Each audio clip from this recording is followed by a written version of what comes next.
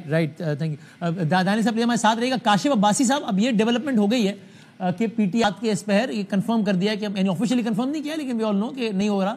अब इस पर ऑफिशियल स्टेटमेंट या ट्वीट भी आ जाएगा। मैं आपका शो भी देख रहा था, आप कह रहे थे कि भाई गवर्नमेंट को भी फैसिलिटेट कर देनी चाहिए मुलाकात, और पीटीआई को भी एससीओ के मौके पे नहीं करना चाहिए था, वो तो ठीक है। लेकिन वैसे आप बताइए, इस वक्त जिन हालात में पीटीआई है, इस मूव से पीटीआई ने कुछ गेन किया है या लूज किया आपके ख्याल में? कि जनाब एन एससीओ वाले दिन अनाउंस कर दिया आपने और फिर आपने जाहिर है इसको वापस ले लिया। गेन किया है लूज किया है?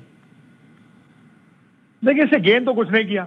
लूज ये किया है कि जो पिछला एहतजाज था, पिछले एहतजाज के बाद भी पीटीआई की लीडरशिप ने अपनी बहुत ही फेस लूज की। लोगों को ये नहीं पता था कि उनके सपोर्टर्स को कि इस्लामाबाद में करना क्या है। अली अमीन साहब चाय पीने चले गए, बाकी लीडरशिप छुपी रह गई, और इस्लामाबाद में डी चौक में वर्कर था, लीडर कोई नहीं था। अभी भी जब आपने कॉल दी तो कॉल में किसी ने कहा कि मैं समंदर लेकर इस्लामाबाद पहुंचूंगा, दूसरे ने कहा तुसी समंदर लाके आओगे तो मैं उससे भी बड़ा समंदर ले आऊंगा। लेकिन यकीन मानिए, शाम तक किसी को नहीं पता था कि करना क्या है। मैं शाम को फोन प्रोग्राम्स वाले ज़ाहिर अमूमन आप मेक सेट ऑफ कॉल्स के यार प्लान क्या है। किसी को कोई प्लान का पता नहीं था कि आना है नहीं आना है। इस उम्मीद पर ये सारी प्लानिंग हो रही थी कि हुकूमत मुलाकात करवा देगी और हम शेर भी बन जाएंगे और उधर से पीछे भी हट जाएंगे, हमें बंदे भी लाने की। So that was the case। तो कहेंगे ठीक है, हो गया काम, देखा ना, करवाई ना मुलाकात। अब वो कहेंगे देखो रात के 11 बजे हमारे पैर पड़े कि चलो अल्लाह का वास्ते मुलाकात करा दें, खुदा के लिए कैंसिल करो, तो हमने कर दिया, चलो जाओ, कर दिया कैंसिल, जाओ। नहीं, लेकिन अभी क्या मुलाकात हो गई? नहीं, लेकिन वो कह रहे हैं कि सुबह पिम्स के डॉक्टर्स की हो जाएगी।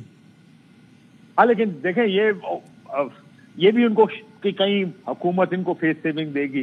देखें, इनको ये पता था, जहां तक मैं जानता हूं, कि मुलाकात हो जाएगी। ये मुलाकात हो जाएगी, हम अपना प्रोटेस्ट कॉल ऑफ कर लेंगे, हम दिलेर भी बन जाएंगे, हम ये भी कहेंगे देखें हमने गर्दन पे पांव रख के अपनी बात भी मनवा ली। वरना आप सोचें 11 तारीख को इन्होंने ऐलान कि 15 तारीख को आना, 4 दिन का गैप, 15 करना 18 कर लेते, नहीं तो 11-12 कर लेते। तो बहुत से मसाइल तो अपनी जगह मौजूद थे उस वक्त भी। तो तहरीके इंसाफ बड़े हैफाजत तरीके से चली है। देखिए, पिछले 15 दिन में 2 दफा अली अमीन गंडापुर अपना काफिला लेकर इस्लामाबाद पहुंचे।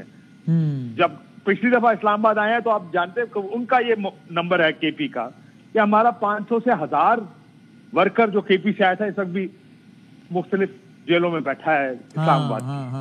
रोज इन लोगों को निकालना, इनको इस्लामाबाद लेकर आना, कहते हैं हमारे में तो मशीनें भी नहीं है। वो तो उन्होंने ऐलान तो कर दिया था अली अमीन ने, हम तैयार हैं, हम चले जाएंगे। वो मशीनें भी इस्लामाबाद ने जब्त कर ली सारी। तो ये सारा इस उम्मीद पर ये सारा बिल्डअप चल रहा था जो ये इस्लामाबाद में एहतजाज का। अगर काशिदा अगर ये ऑप्शन भी अल्टीमेटली एग्जॉस्ट हो गया, मतलब ये एक्सरसाइज आप कितनी मरतबा रिपीट कर सकते हैं? 2, 3, 4, 5, 6, अगर ये भी एग्जॉस्ट हो गया तो फिर प्रॉब्लम और बढ़नी जाएगी। फिर तो दूसरी साइड और शेरनी हो जाएगी कि भाईजान अब क्या करेंगे बताएं, आपने ये भी करके देख लिया, अब क्या करेंगे बताएं। बिल्कुल सही कह रहे हैं। देखिए, आप इसको पेस आउट करते हैं, इसको स्पेस रखते हैं, इसमें आप अपने वर्कर को भी एग्जॉस्ट नहीं करते, आप अपने पॉलिटिकल ऑप्शंस भी खुले रखते हैं।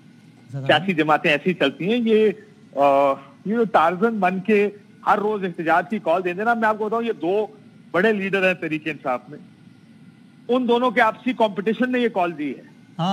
एक ने कहा मैं आ रहा हूं, अब दूसरा पीछे नहीं रह सकता था, मुकाबला बड़ा सख्त है, आपस में एक दूसरे से बनती नहीं है। पंजाब और खैबर पख्तूनख्वा के जो लीडर्स हैं, तो दूसरे ने कहा ठीक है जी आप आ रहे तो मुझे भी आना पड़ेगा। तो ये इस कंपटीशन में एक ने समंदर लाना, दूसरे ने कहा ठीक है जी मैं भी समंदर ले आऊंगा। हालांकि अंदर सबको पता था कि हमाद अजहर साहब, अगर हमाद अजहर और अली अमीन गंडापुर साहब, हमाद अजहर वैसे अंडरग्राउंड है, वो कैसे आते हैं बाहर? अली अमीन 2 दफा आ चुके हैं, उनके लिए तो तीसरी दफा आना बहुत ही मुश्किल है। तो ये दोनों लोग एक दूसरे के कॉम्पिटिशन में तो सही, लेकिन आज भी यकीन माने किसी बड़े सीनियर लीडर को फोन किया, हमारे एक जानने वाले पीटीआई में, उनका सर प्लान क्या है? उन्होंने कहा कोई प्लान नहीं है, आई हैव नो आइडिया। उम्मीद पर ये सारी की सारी गेम चल रही थी। इसमें आखिरी बात ये बताएं, पीटीआई के दोस्त ये बताते हैं कि भाई ये अभी बिल्डअप है, यानी बिल्डअप ये था कि 4 अक्टूबर वही डी चौक, 5 अक्टूबर मीनार पाकिस्तान, फिर जीटी रोड, ये सब हो गया, फिर इस्लामाबाद की कॉल जो कि अभी 15 को होनी थी, अब थोड़े दिनों बाद हो जाएगी, फिर धरना। तो आपको लगता है ये मतलब धरने की कॉल एक ऐसी फाइनल कॉल है जिससे गवर्नमेंट आज भी डर रही हो या रियासत कि यार ये धरना अवॉइड करने के लिए तो do anything but avoid this, या आपके ख्याल में अब उन्होंने भी देख लिया कि अच्छा भाई इतना ही है, ठीक है 4 शेल चलेगा, 2 ये होगा, लेकिन हो जाएगा मैनेज? देखिए, अगर आप मुझसे पूछे तो मुझे इन दोनों में तरीके इंसाफ ज्यादा अनकंफर्टेबल नजर आएगी, क्योंकि तरीके इंसाफ ने बहुत कुछ करना है लोगों को लाने के लिए, हाँ, लोगों को पहले मेंटली तैयार करने के लिए, फिर इस्लामाबाद लाने के लिए और फिर बिठाने के लिए। ये इतना आसान काम नहीं है, तारुल कादरी साहब के लोग नहीं है जो बैठ जाएंगे। सही है, सही, हाँ। तरीके इंसाफ ज्यादा मुश्किल में मुझे नजर आएगी अगर आप मुझसे आज पूछे। राइट, हुकूमत को ये पता कि आई कैन क्रैक डाउन, मैं ये कर दूं, मैं वो कर दूं, और ज्यादा से ज्यादा आके लोग बैठ गए तो बैठे रहने, कितने दिन बैठेंगे? जब सारे तो सेटअप का मैं- सपोर्ट था तब भी धरना जो है वो गवर्नमेंट टॉपल नहीं कर सका था। धरना हुकूमतें नहीं गिरा सका माजी में, तो मैं ये सोचूंगा अगर मैं हुकूमत में हूं कि धरना आज भी हुकूमत नहीं गिरा पाए। थैंक यू काशिफ साहब।